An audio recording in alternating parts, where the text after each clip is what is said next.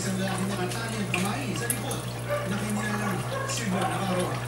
Kinabukasan, January 23 ng 8:40 p.m. Nagkaroon daw sa torneo kung paano masisilip ang kuha ng CCTV dahil may nanakot daw sa kanyang unit.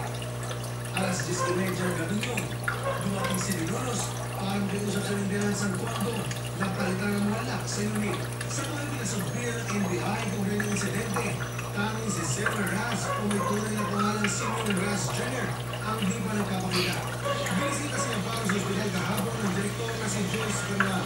Sabi kay Bernal, ang pagkabesa niyang binisita sa hospital ng Ford at sa tingin niya, malaki ang ibinuti ng kondisyon nito. So kami ng ibang bagay, hindi na tungkol dun sa nangyari kasi yun din yung request ng niya psychiatrist na. I think that trauma is still there, pero nalutog po sa kanan na pagkwento na. Kasama ang bumisita ni Bernal, ang iyong mga show is very Silvano, at ang verification. Ostroida, GMA News. Simula noong 2002, taon-taon nang kinikilala ng 10 accomplished youth organizations o Tayo Award Foundation Board ang mga youth organization na malaki ang kontribusyon sa bansa. Bukas, February 6, ilang youth organizations ang papangalan muli ng Tayo Awards Year 11.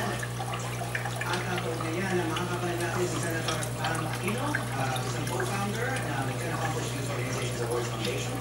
Narito rin ang representatives para sa ilang finalists ng Tayo Awards Year 11, si Carla Tucueco para sa tulong sa kapapatid at si Louis Serras para sa volunteer service provider.